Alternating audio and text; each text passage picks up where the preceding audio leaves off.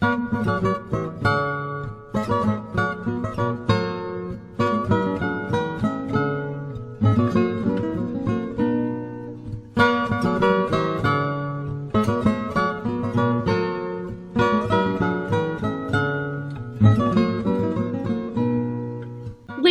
and gentlemen, Abby, this is the Abby's Shakespearean birthday radio theater production of Much Ado About Nothing, Act II, Scene 3.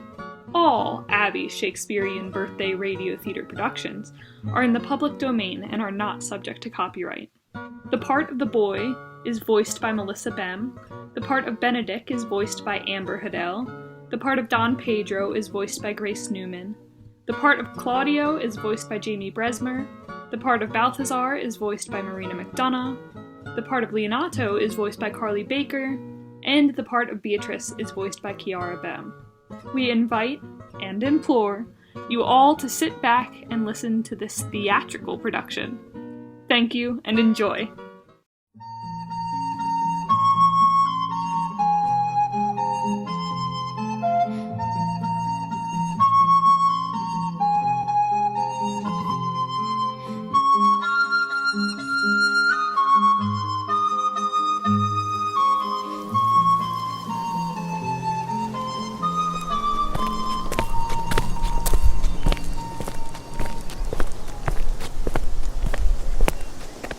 Boy!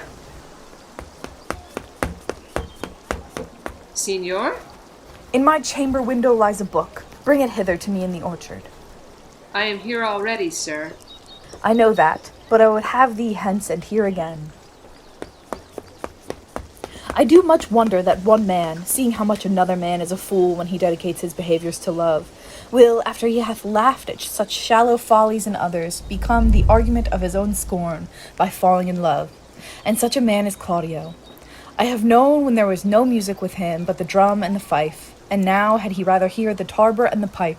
I have known when he would walked 10 mile afoot to see a good armour, and now will he lie 10 nights awake, carving the fashion of a new doublet. He was wont to speak plain and to his purpose, like an honest man and a soldier, and now he is turned orthography. His words are a very fantastical banquet, just so many strange dishes. May I be so converted and see with these eyes? I cannot tell. I think not. I will not be sworn, but love may transform me to an oyster. But I'll take my oath on it. Till he have made an oyster of me, he shall never make me such a fool. One woman is fair, yet I am well. Another is wise, yet I am well. Another virtuous, yet I am well. But till all graces be in one woman shall not come in my grace. Rich she shall be, that's certain. Wise, or I'll none. Virtuous, or I'll never cheapen her. Fair, or I'll never look on her. Mild, or come not near me. Noble, or not I for an angel. Of good discourse, an excellent musician, and her hair shall be of what colour it please God. Ha! The prince and Monsieur Love. I will hide me in the arbour. Come, shall we hear this music? Yea, my good lord, how still the evening is, as hushed on purpose to grace harmony. See you where Benedict hath hid himself? Oh, very well, my lord. The music ended. We'll fit the kid fox with a pennyworth. Come, Balthazar, we'll hear that song again. Oh, good my lord, tax not so bad a voice to slender music any more than once. It is the witness still of excellency to put a strange face on his own perfection. I pray thee, sing, and let me woo no more. Because you talk of wooing, I will sing, since many a wooer doth commence his suit to her he thinks not worthy, yet he woos, yet will swear he loves. Now, pray thee, come. Or, if thou wilt hold longer argument, do it in notes. Note this before my notes. There's not a note of mine that's worth the noting. Why, these are very crotchets that he speaks.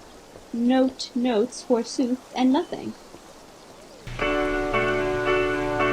Now, divine heir, now is his soul ravished. Is it not strange that sheep's guts should hale souls out of men's bodies? Well, a horn for my money when all's done.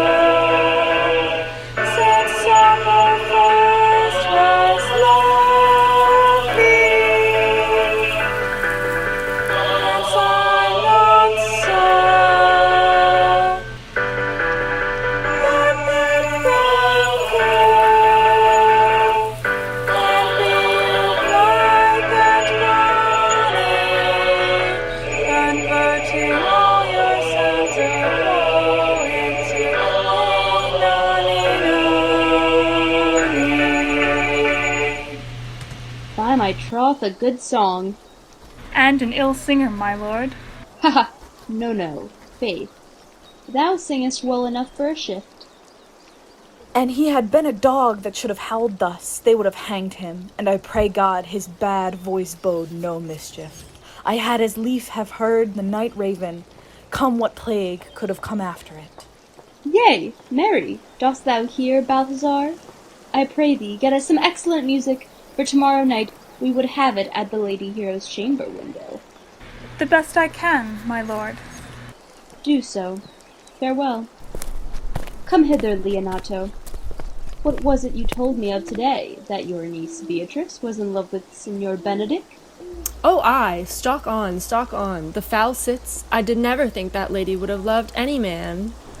No, nor I neither, but most wonderful that she should dote on Signor Benedick, whom she hath in all outward behaviours seemed ever to abhor. Is't possible? Sits the wind in that corner? By my troth, my lord, I cannot tell what to think of it, but that she loves him with an enraged affection. It is past the infinite of thought. Maybe she doth but counterfeit. Faith, like enough. O God, counterfeit. There was never counterfeit of passion came so near the life of passion as she discovers it. Why, what effects of passion shows she? Bait the hook well, this fish will bite. What effects, my lord? She will sit you. You heard my daughter tell you how. She did, indeed. How, pray you? You amaze me. I would have I thought her spirit had been invincible against all assaults of affection. I would have sworn it had, my lord, especially against Benedick. I should think this a gull, but that the white-bearded fellow speaks it, knavery cannot sure, hide himself in such reverence. He hath taken the affection. Hold it up. Hath she made her affection known to Benedick? No, and swears she never will. That's her torment. 'Tis true indeed. So your daughter says. Shall I, says she, that have so often countered him with scorn, write to him that I love him? This says she now, when she is beginning to write to him, for she'll be up 20 times a night, and there she will sit in her smock till she have writ a sheet of paper. My daughter tells us all. Now you talk of a sheet of paper. I remember a pretty jest your daughter told us of. Oh, when she had writ it and was reading it over, she found Benedick and Beatrice between the sheet. That. Oh, she tore the letter into 1,000 halfpence. Railed at herself that she would be so immodest to write to one that she knew would flout her. I measure him, says she, by my own spirit, for I should flout him, if he writ to me. Yea, though I love him, I should. Then down upon her knees she falls, weeps, sobs, beats her heart, tears her hair, prays, curses. Oh, sweet Benedick, God give me patience. She doth indeed. My daughter says so. And the ecstasy hath so much overborne her, that my daughter is sometimes afeard she will do a desperate outrage to herself. It is very true.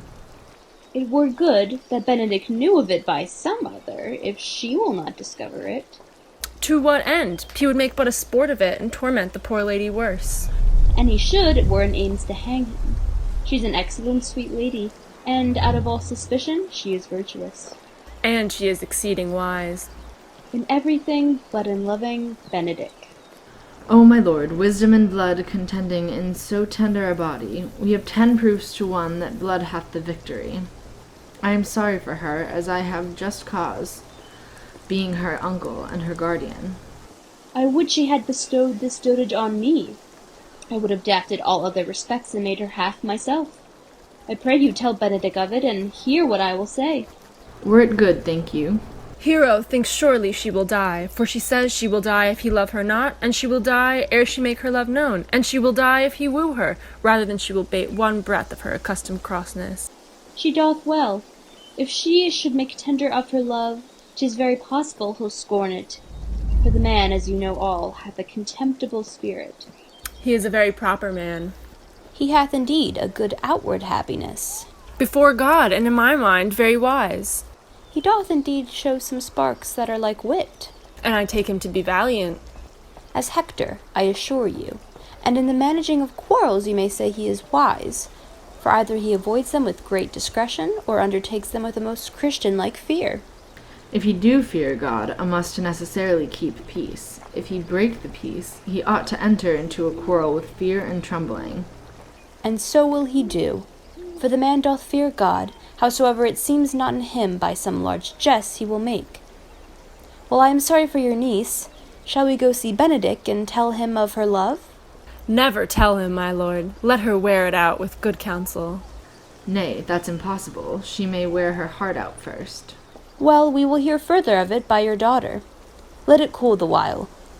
I love Benedick well, and I could wish he would modestly examine himself, to see how much he is unworthy so good a lady. My lord, will you walk? Dinner is ready. If he do not dote on her upon this, I will never trust my expectation. Let there be the same net spread for her, and that must your daughter and her gentlewoman carry. The sport will be when they hold one an opinion of another's dotage, and no such matter. That's the scene that I would see, which will be merely a dumb show. Let us send her to call him in to dinner.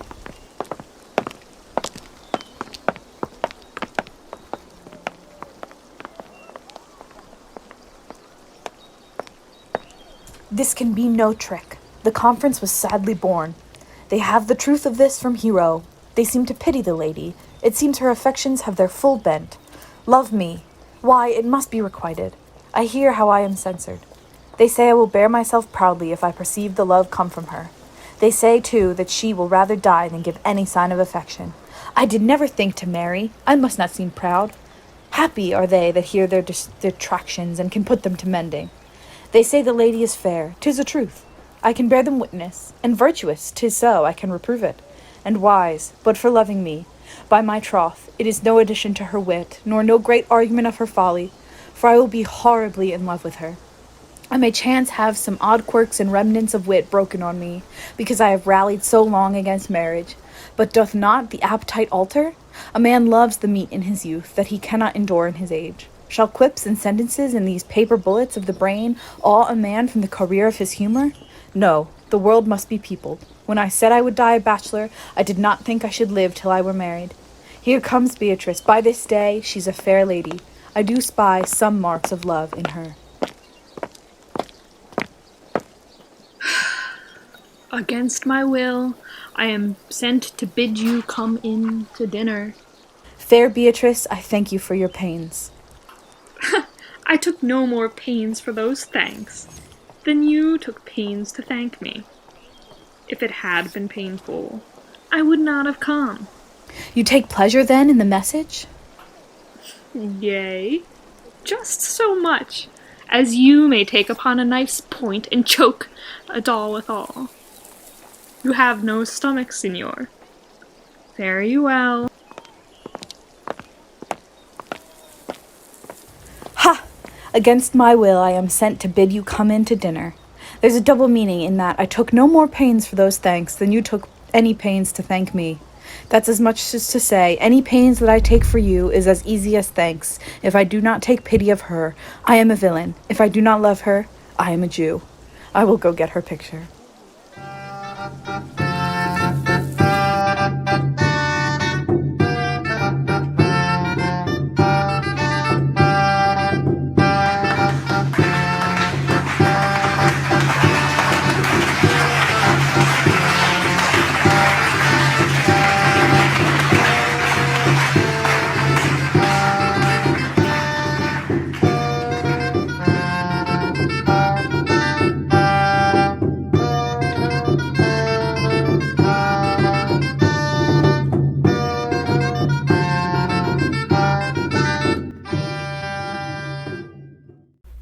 Scene.